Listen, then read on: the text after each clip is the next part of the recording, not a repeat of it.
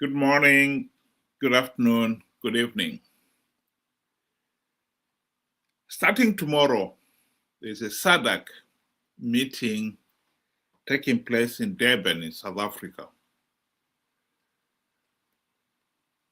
And last time SADC had a meeting in Zimbabwe, the ZANU-PF regime mobilized the police, the army, the CIO to make sure that there was no public demonstrations of any kind. I think Mnangagwa is going to learn that in South Africa, things are different. I'm pleased to note that South Africans are going to hold a public demonstration to remind SADC leaders that Mnangagwa is illegitimate. That is important, and rightly so too.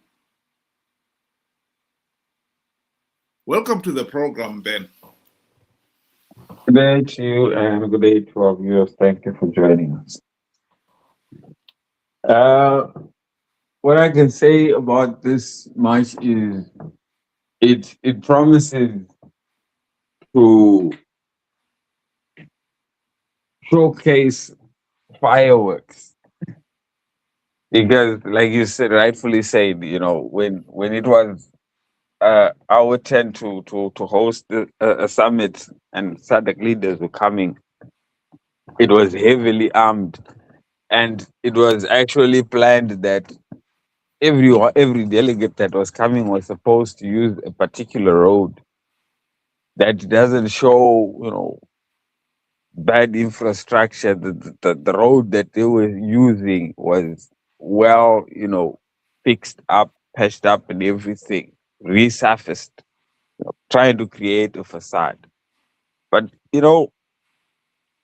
a good thing, like you said, South Africa and Zimbabwe are very different, you know, places. One allows democratic space and the right to people coming out and showing their frustration.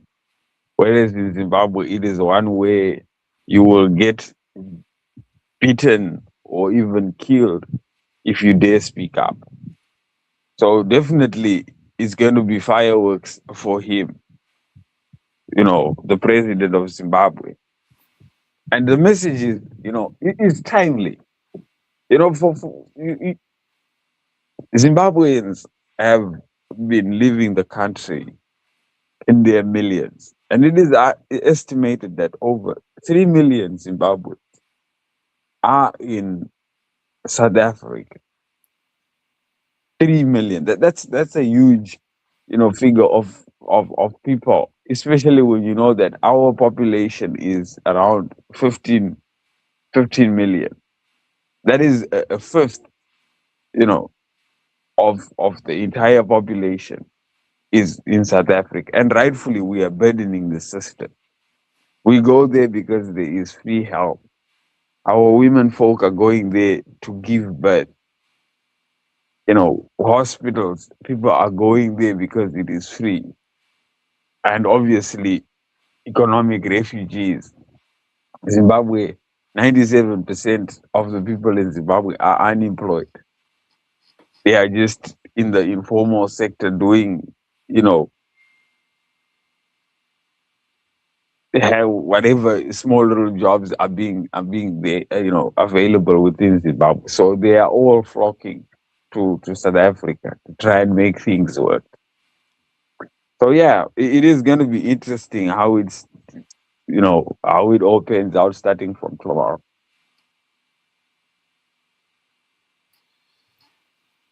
Well, the group that produced this poster is the March and March.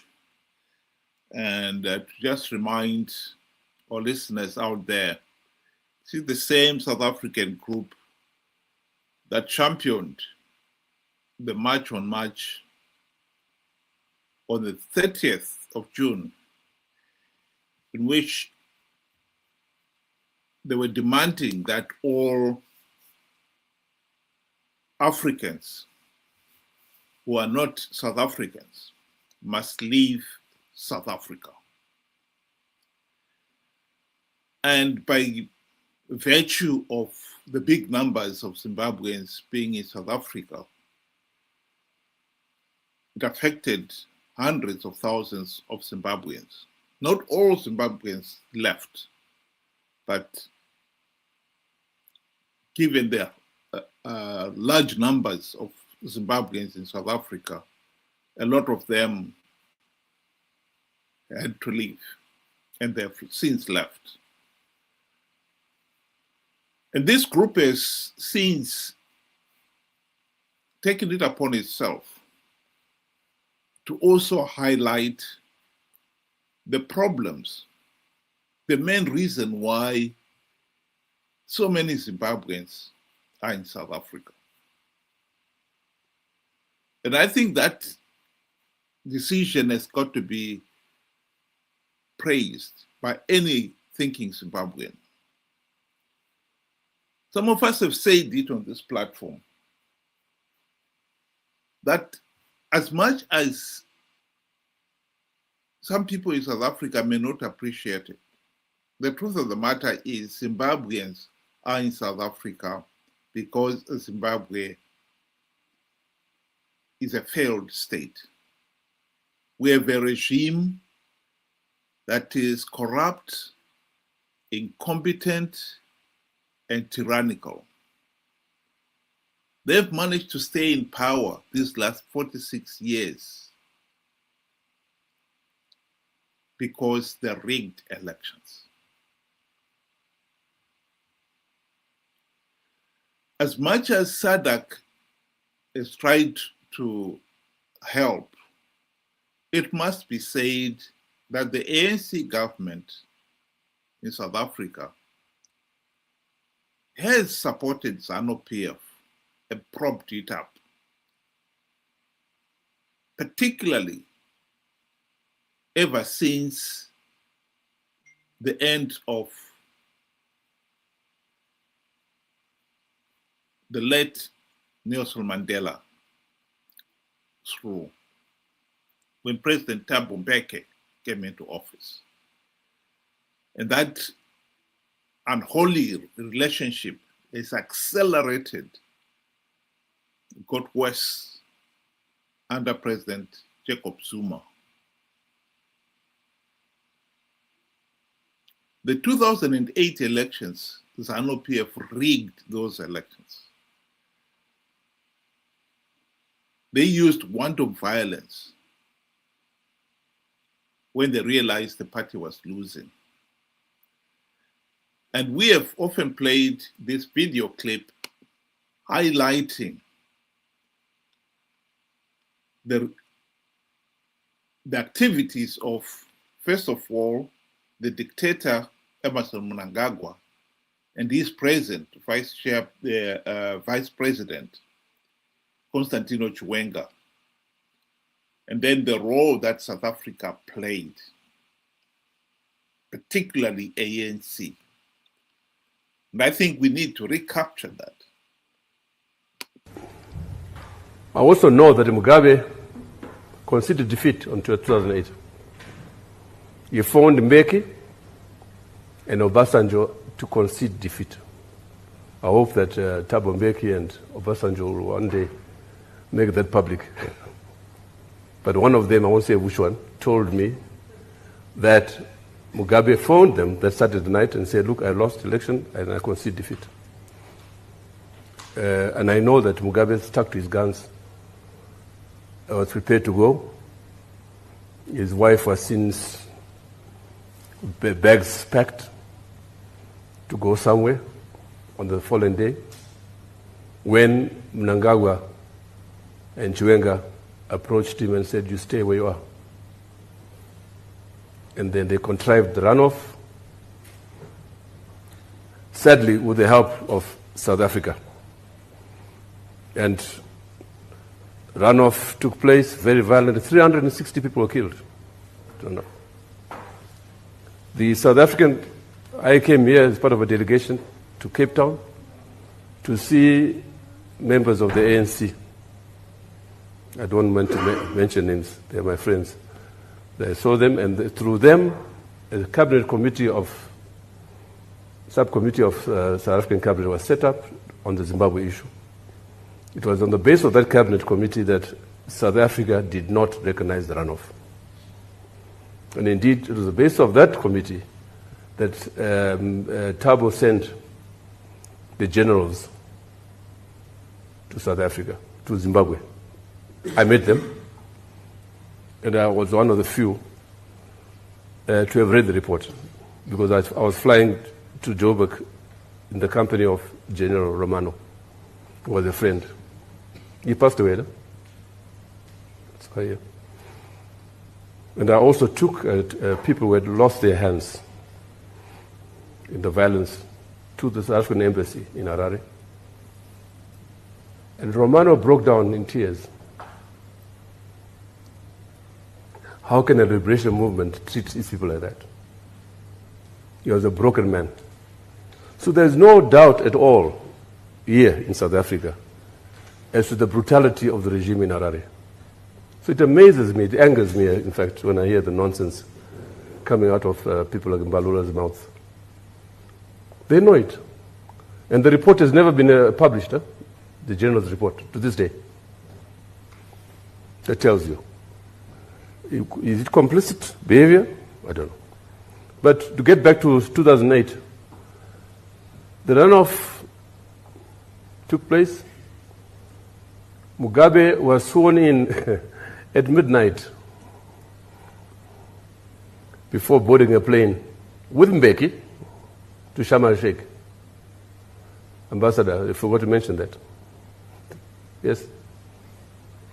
I'm not talking about it was contrived, but clearly there was a definite plan to keep Mugabe in office. And it's no secret that I had Thabo speaking the other day, saying the Zimbabwean people came together to form the GNU. It's only half true. Morgan Tsvangirai was literally regimented into the GNU. That's a fact.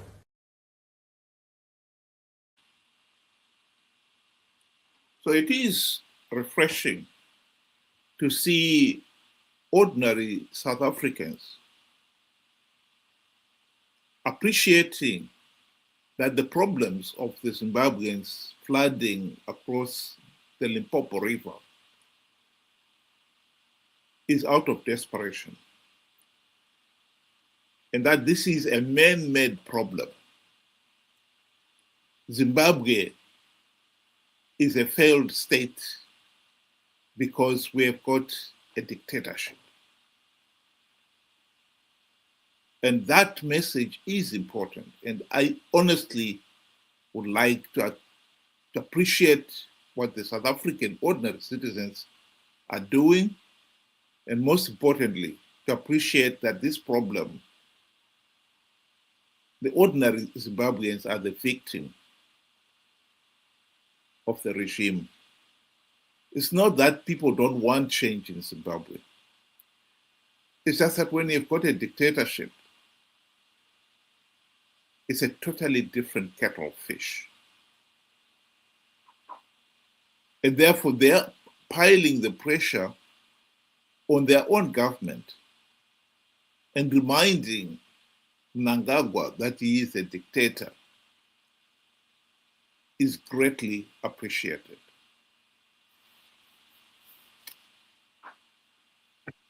So one thing that organizations like SADC are failing to actually realize is that anything that has to do with ZANU-PF is dragging everybody down. I mean, we can start looking at the situation in Mozambique, Tanzania, where ZANU-PF was involved in their election process. We saw, violence, killings, and mass uprising. We look at ANC today. ANC is battling in terms of support. You know, its support is actually dwindling. And, SADC has not been spared. Over the years, we are hearing that SADC is now labeled as, a boys' club, where it protects, their own little clique and completely forgets about the citizen. That is a very, very bad label. It is one where, one's reputation is at stake. Now, I go, to West Africa. You look at, uh, ECOWAS. You have seen that some countries, Burkina Faso, Mali, Niger, have since left that organization because of things like this, where you are seeing people are being, human rights are being violated, people are being killed, people are being forcibly arrested and detained, and you're keeping quiet about that. In fact, you are now inviting the same individual to the podium to talk about human rights, to talk about the progress of Africa, when you know that this person is not for that, agenda. It brings and it shows that you really do not care about the people. Rather, it is somewhat true to say that it is a boys' club. It is your own club. It does not involve any Southern African, individual or community. So their reputation is at stake. By keeping quiet and allowing this to continue, you know, it, it shows a very bad reputation. It destroys their reputation. Secondly, it is now embarrassing where you now find citizens are outside and picketing and mass demonstrating, and you guys say nothing within that meeting. You do not address that problem. It just shows that it is worthless. It is, no more, whatever the principles and the guidelines were. They have since now been shrunk, or they are now non-existent. So I also do commend, the people of South Africa for making a bold stand. They have stood for the people of Southern Africa. You know, I do commend their stance, and it should be done. Not only, when it's time for these SADC meetings, it should be done across, because ZANU PF, I believe, is the key to everything that is, holding us back as Southern Africa to actually develop. ZANU PF, whatever they have touched, wherever they have engaged, like I've mentioned before, when they went in, to the elections in Mozambique, they got Zimbabweans to get Mozambican national IDs to go and vote in Mozambique, thus contaminating their election. Tanzania is the same. They went and they consulted ZANU PF on how to go and brutalize and beat people up. It was ZANU PF 101. And the moment they got involved, we knew there was going to be a problem. And what then followed? Many people were massacred and murdered in broad daylight. ZANU PF needs to be stopped. And SADC is in that position to stop them from continually brutalizing not only Zimbabweans, but Southern Africa as a whole.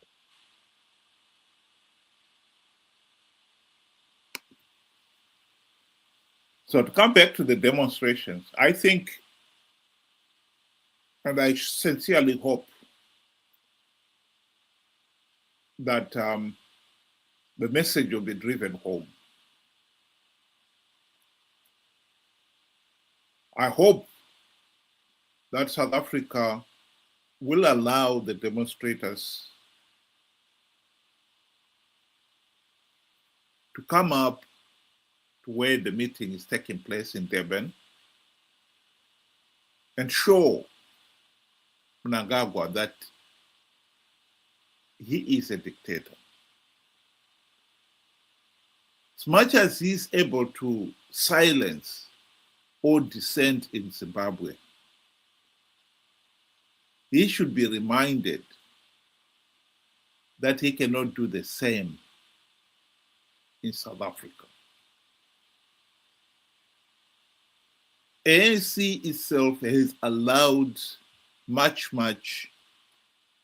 to carry out street protests. And it must be said, they've managed to have peaceful protests in South Africa. And I hope the same culture will continue. And they will also be able to hold street protests to make sure that people like Mnangagwa are reminded that he is illegitimate. And he should never forget that. I also hope that Zimbabweans who are in South Africa, who are in Durban, will be able to join in this protest and make their presence felt. In South Africa, you have the opportunity to hold peaceful demonstrations, unlike Zimbabwe. Yes, I agree that ZANU-PF will have its agents. And many people fear that their participation could result in them being targeted next time they are in Zimbabwe. I can't rule that out. But I also would like to emphasize to the people of Zimbabwe that a lot worse things are already happening in Zimbabwe. 49% of Zimbabweans are living in abject poverty. This is not a situation where you can say, if I do not protest, I'll be okay. I believe that is the option of accepting either to die fighting for change peacefully, or to just suffer and die like sheep to the slaughter. It is unhuman-like to accept the second option. And it is for that reason I hope that Zimbabweans will this time come out in big numbers and join the protests and remind Mnangagwa that he is a dictator, not a leader.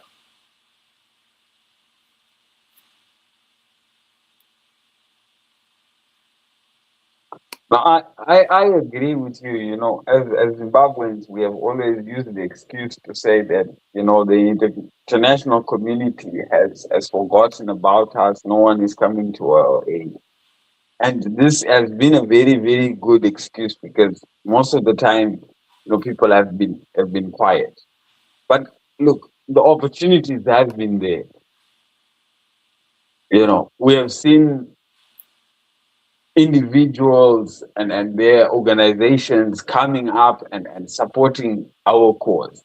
But the problem has been Zimbabweans have been, I don't know, maybe scared, or I really cannot put a finger to it. They have just been quiet.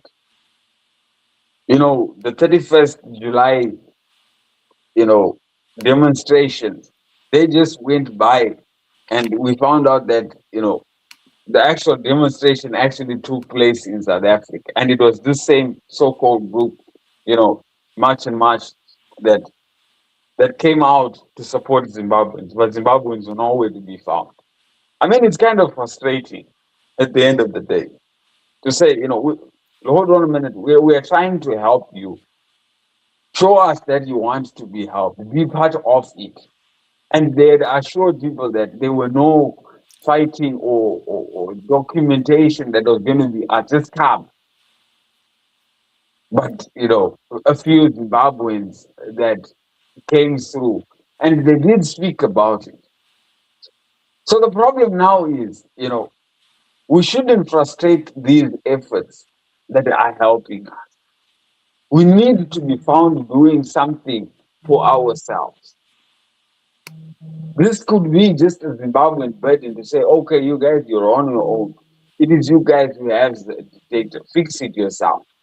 But they cannot keep quiet because we are also burdening South Africa with our problems. We are burdening all neighboring countries, all SADC countries are being burdened by the Zimbabwean problem.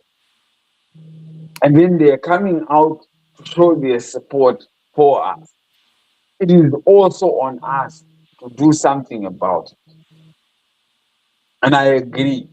If you can, you should go there. You really do not have any excuse not to do that. This is not ZANU PF territory where you will be beaten to a pulp or killed or whatever. There is democratic space in South Africa. Show it there.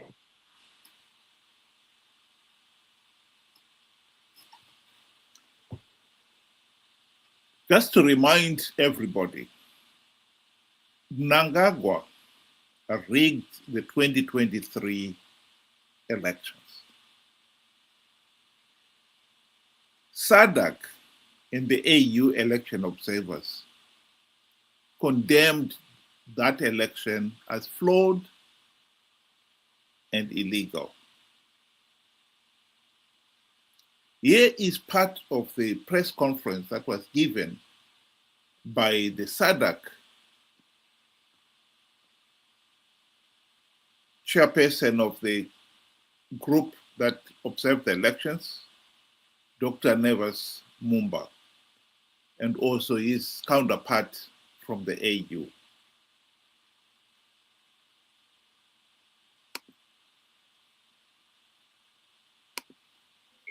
I think we will take the position of on the first question, in terms of can we immediately confirm that these elections were credible? I think in the manner in which the President has explained it helps all of us to appreciate the fact that the reports we have given today have done something. First of all, we have not been shy to mention to the Zimbabwean people and the international community that all of us agree that we saw calmness and peace towards the election and even during the election. We voted, the people of Zimbabwe voted on the 23rd and 24th. We witnessed there, and our report stipulates each area, whether it was voters' roll, whether it was the ballots, whether it was the security, we have articulated our position in view of what we observed. But it's too early for us to say it was not credible. It's credible because the process is not finished. The election results are not even out yet. And like the President has said, you may raise your hand today and say, we are done and dusted and it was credible. And tomorrow, you just get a shock of your life. Everything is reversed in one action. So I think... Well, the report, they did produce it in the end. And it was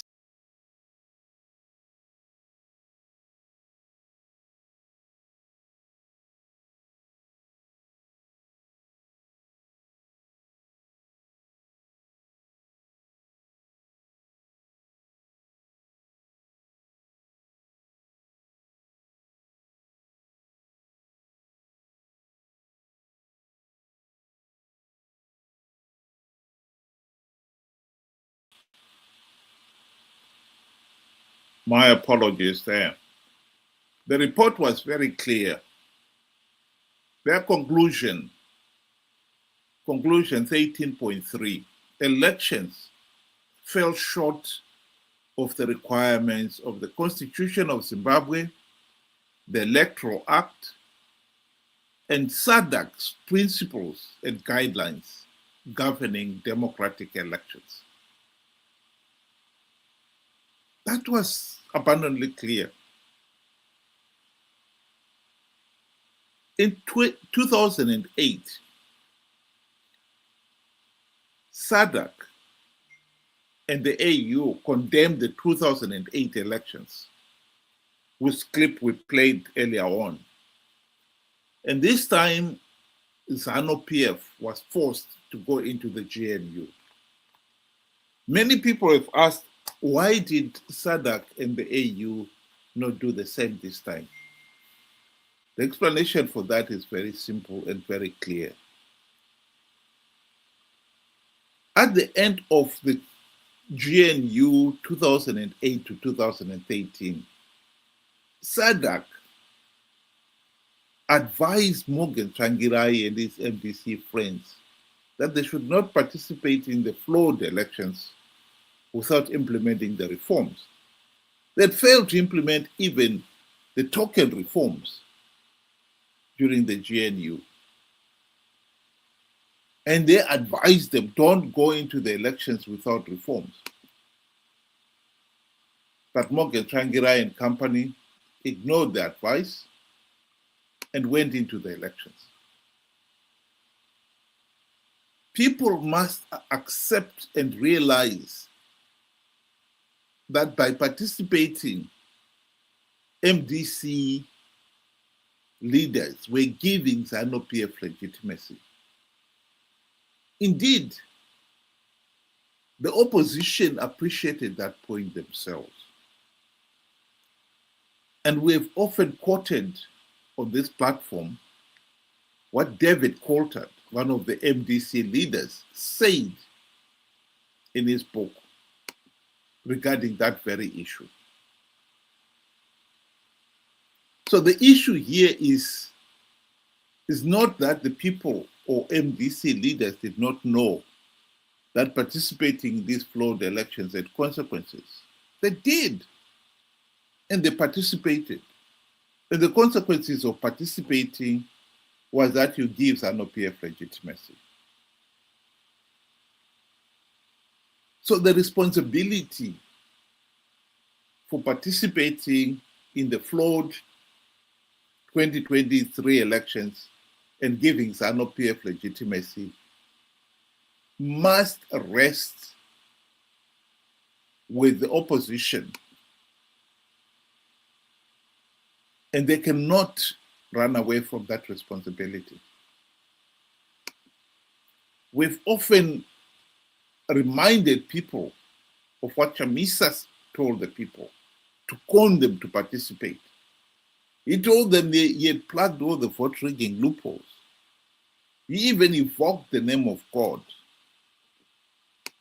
Makorokoto Zimbabwe nokuti hakuna munhu anomira kana denga raronga plan. Denga raronga plan, denga harifo iri. Plan yaMwari haifo iri. Ini ndatanga kugadzira cabinet. There is no way we are not going to form a new cabinet. There is no way we are not going to have a celebration. There is no way we are not going to have an inauguration. Let's start preparing for our inauguration. Let's start preparing for our celebration.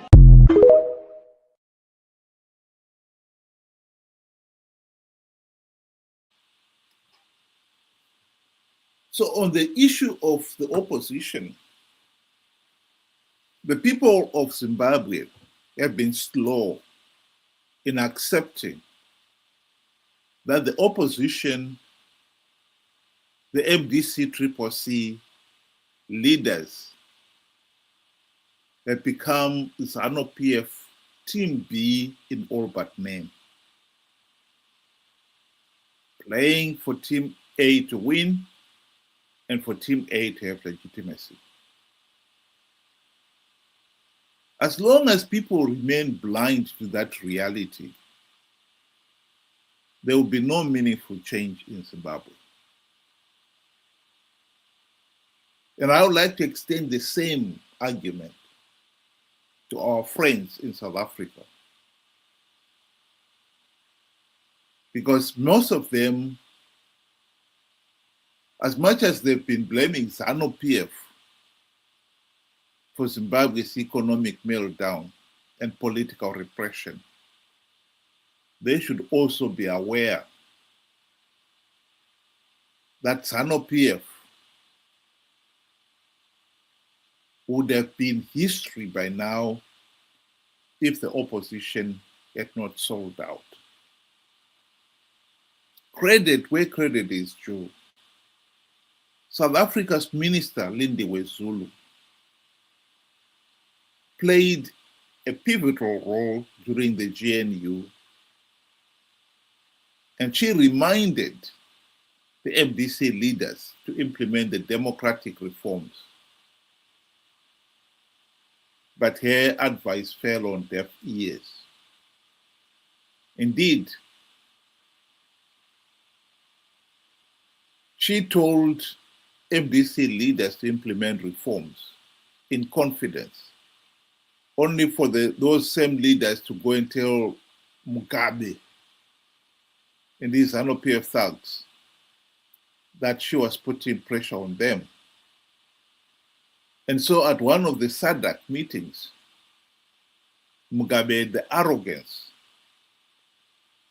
of using the undiplomatic language and telling President Jacob Zuma at the time to tell his street woman to stop interfering in Zimbabwe politics. That's how badly the opposition played. So credit where credit is due, Minister Lindiwe Zulu did her best to get the reforms implemented. Our opposition let the nation down. That is the political reality in Zimbabwe.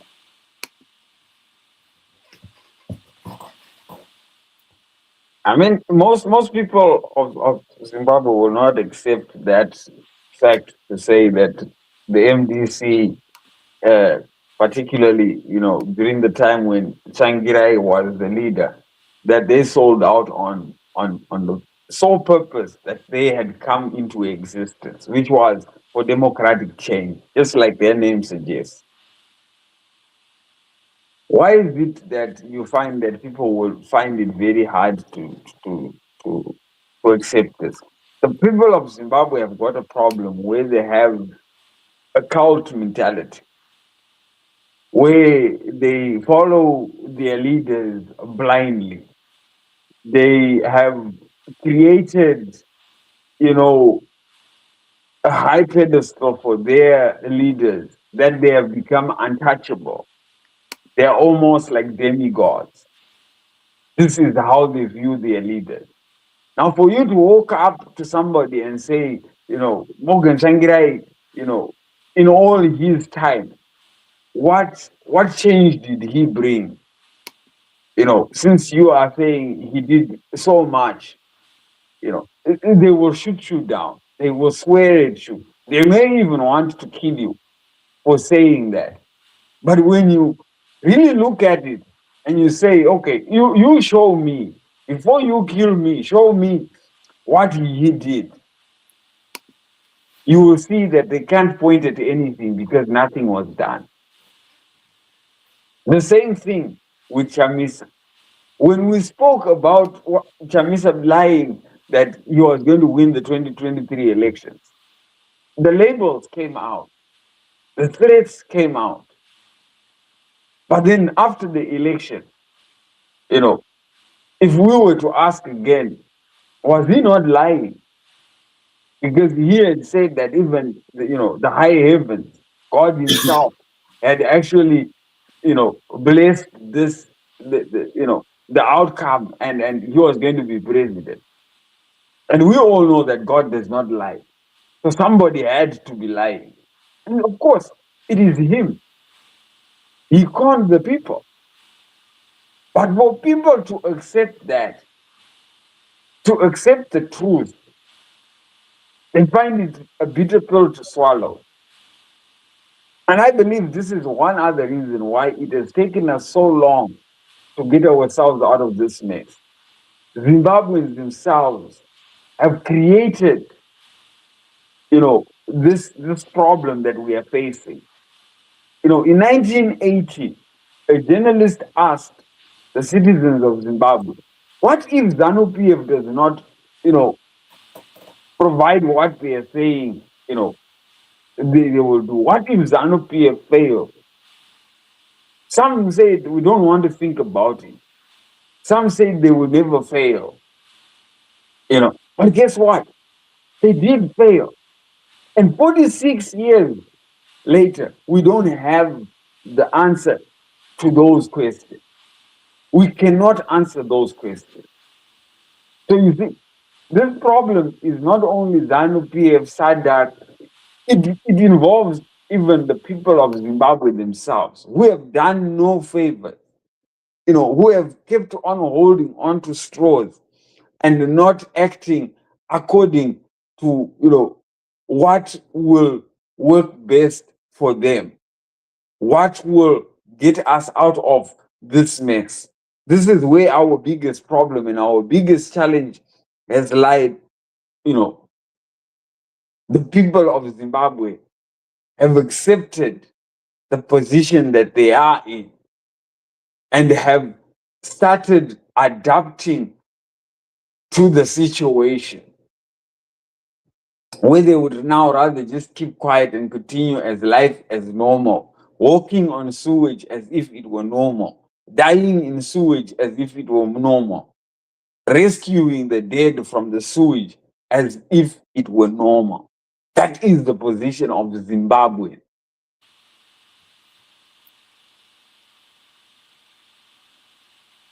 Well, President Mnangagwa, when he heard the report from both SADC election observers and the AU election observers, he dismissed that report with the usual contempt, calling the observers detractors. This is the kind of men we are dealing with.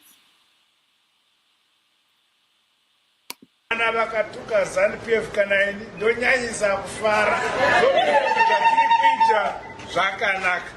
Ukavona vavengi vako vachikurumbidza unenge uchikanganisa. Ukavona vachiti ZANU-PF yakaipa, farai. You are doing great things for your country. Hongu takaita maelections edu kuna vamwe vaitaura zvisina musoro zvikanzi maelection arafamba zvakanaka ndezvavo.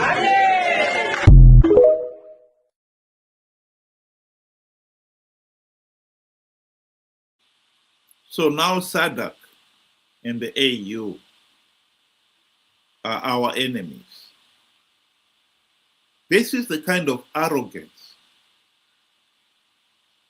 that SADC and the AU should not tolerate. You can't blatantly rig elections, denying millions of your people a meaningful say in the governance of the country. Yes, when outsiders, the European Union, the Americans, and many other election observers, the Commonwealth, condemn those elections, you say they were our detractors.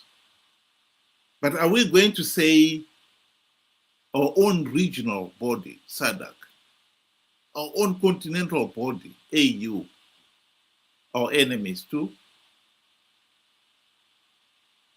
It was absolutely unforgivable.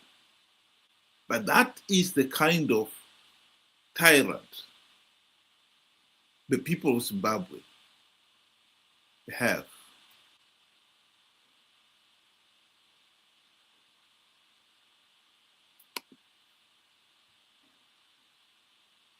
Now, this is where I raise my question to say, as an organization, SADC, and somebody, a member is corrected, and after being corrected, that member, when he returns to his own home country, or when the dust settles, comes back and says whatever those guys were talking, it's all rubbish. This just shows that you are definitely not on the same page. Whatever SADC is there to discuss, even from tomorrow, Mnangagwa is not on that page. He has his own mind, and what he wants goes. So, as an organization, what exactly are you trying to build? Because I know for a fact that he's going to be part and parcel of the ones to sit up there and speak and talk of development in Africa, when we can see that instead of developing his own country, how do you then go and start wanting to develop Africa? Industrialization in Africa, when his industry has all but collapsed. Right now, over 80 people have lost their lives on a government-operated boat that was so ancient, that was so outdated, that everybody knew that it was just a tragedy away from happening.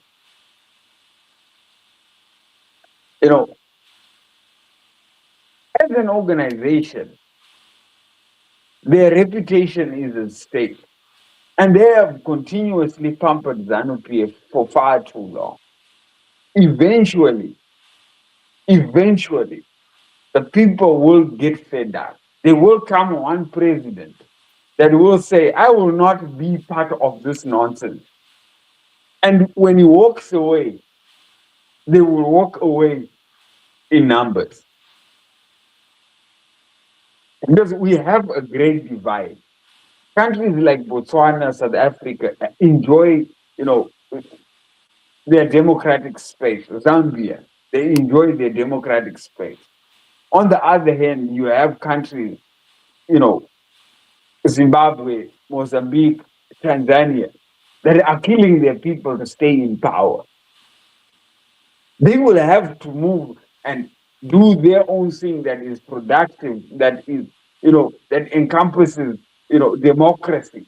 And these guys can come outright and do their own thing. Because oil and water cannot mix. How can two work together? Let's say agree. How can you be sharing minds with somebody that totally thinks that whatever you had to say concerning how he does the elections is madness? That is what Mnangagwa called you. That, it is your own bias.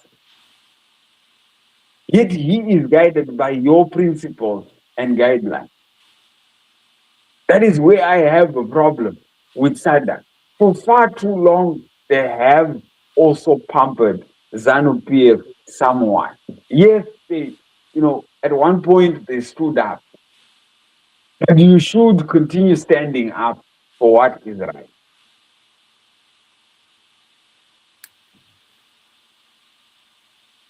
When Mnangagwa rigged the 2023 elections and dismissed both the SADC and the AU election observer team reports,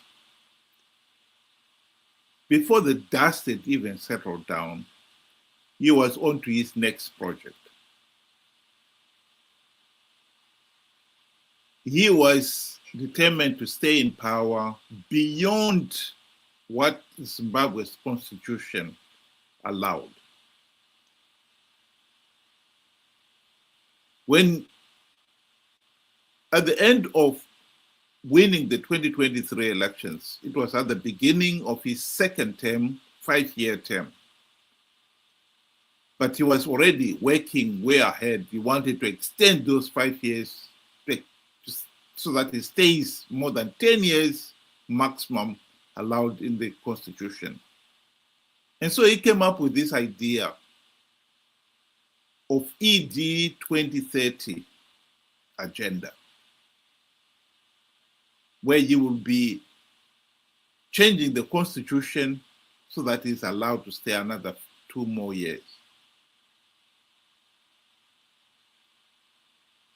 Many of us argued at the time that this is a man who has just rigged the elections. Make no mistake about it. He is going to rig the Constitution amendment process. And that is exactly what he did. While the Constitution said to extend the term of office of a sitting president, there will have to be a referendum. First of all, to accept the idea that the term should be extended. And then a second referendum that it should be extended for the incumbent. In the end, he worded the Constitutional Amendment Bill in such a way that he did not need the amendment, the referendum to go ahead. The process was so flawed that the commission empowered to look into such a process condemned the process. And here is what the chairperson of that committee said.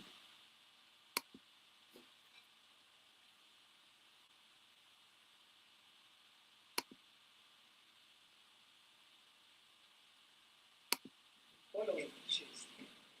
The Commission found most of the venues to be small relative to the turnout, leading to large numbers of potential participants failing to enter the halls to follow or contribute to proceedings. The Commission also found that while those in support of constitutional amendments were able to give their views, the Commission noted the harassment and intimidation of dissenting voices. Individuals and groups opposed to constitutional amendments, Bill number 3, were denied audience.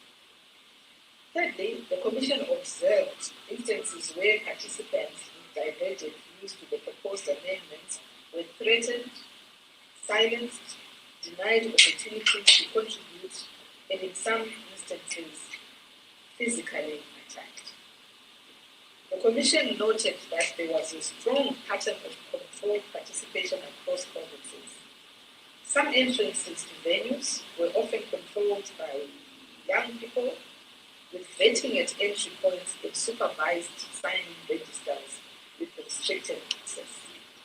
For example, in Mashonaland West, there were men who were observed to be holding groups who were involved in vetting participants in the Northern West. Such conduct, the Commission notes, violates the rights enshrined in the Constitution, including the right to freedom of expression guaranteed. The lady, the chairperson, was promoted upstairs for that. But there cannot be any doubt that this constitutional amendment process was flawed. Mnangagwa is illegitimate. The regime is illegitimate. As the SADC and the AU election observers correctly pointed out. He went on to rig the constitution amendment process so that he can stay in power for another 2 years, postponing the 2028 elections to 2030. The process itself of that constitutional amendment process was flawed as the government's own appointed commission confirmed,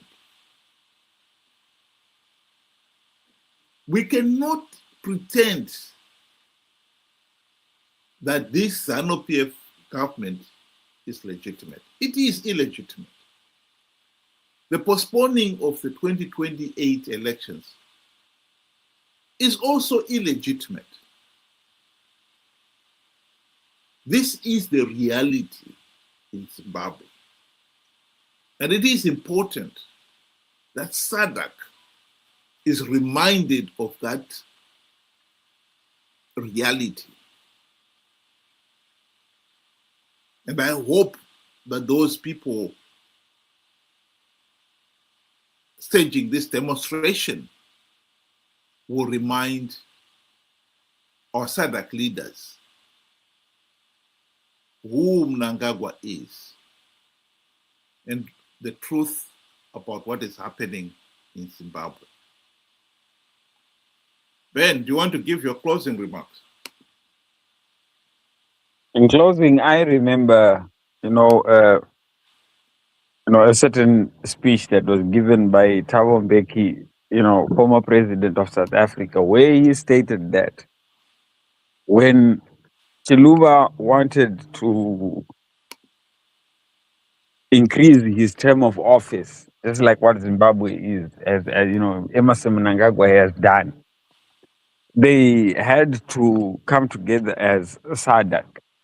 And within that meeting, they decided to choose the cleanest amongst themselves to go and address him and say, no, you got to stop that. In that statement, I then realized that SADC is not a squeaky clean organization. And through the years, it has become filthy.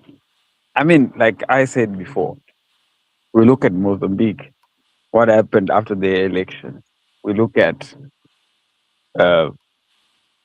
Tanzania, etc., where people were killed, murdered, shot, and so forth. Now, all these people were tainted with ZANU-PF. SADC has to now go and look for who is clean amongst themselves that can address this whole situation.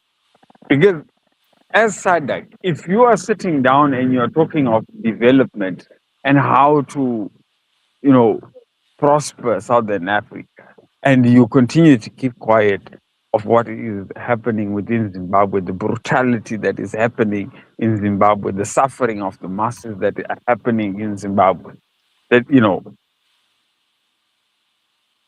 you are simply just talking shop. There is nothing that supports it. So as SADC, they have to take this, ZANU-PF problem seriously.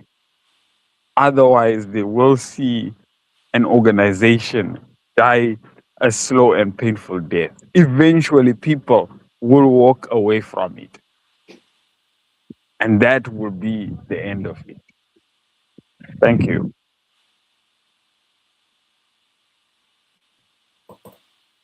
So we have established that Mnangagwa is illegitimate. And in fact, we can extend his illegitimacy to the very first time he went into State House in 2017. He went into State House on the cocktail of the 2017 military coup. The people of Zimbabwe did not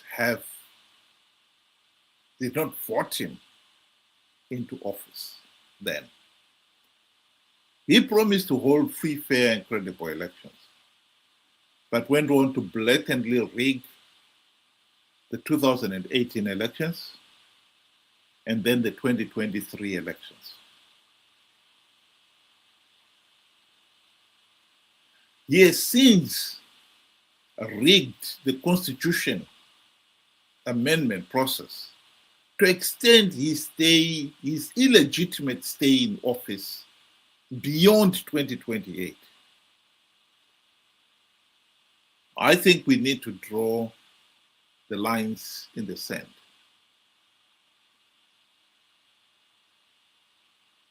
The Constitution Amendment Bill number 3 is illegitimate. He even had the guts of firing the chairperson of the Zimbabwe appointed commission that said the Constitution Amendment process was illegal. The process was rigged. The people of Zimbabwe, and I hope that the region will support them, position should be to ignore the Constitution Amendment Bill number 3. Like the Indian nationalist Mahatma Gandhi once said, there are unjust laws, just as there are unjust people. And when you are confronted with an unjust law, you must ignore it. You must break it before it breaks you. And I think the people of Zimbabwe must ignore this Constitution Amendment Bill number 3. The people of Zimbabwe must prepare for the 2028 elections, presidential and parliamentary elections, as normal, albeit this time insisting that they want to make sure the election process is free, fair, and credible. Zimbabwe needs to cure itself of this case of rigged elections and bad governance. And we need to do it now. And I would like to thank the South African groups in advance. Will be joining in holding a public demonstration reminding the SADC leaders that Mnangagwa is a dictator. He is an illegitimate president of Zimbabwe.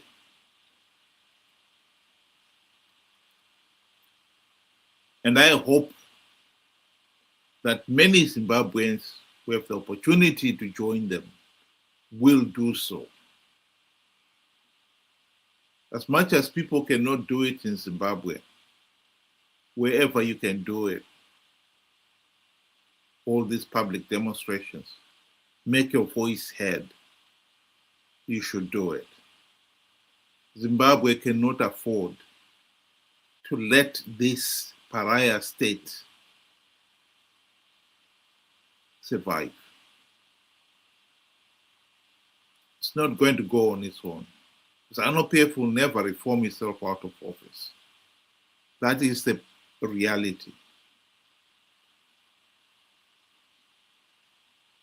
Thank you. Thank you once again for joining us this evening. And thank you very much, Ben. Good night to everybody.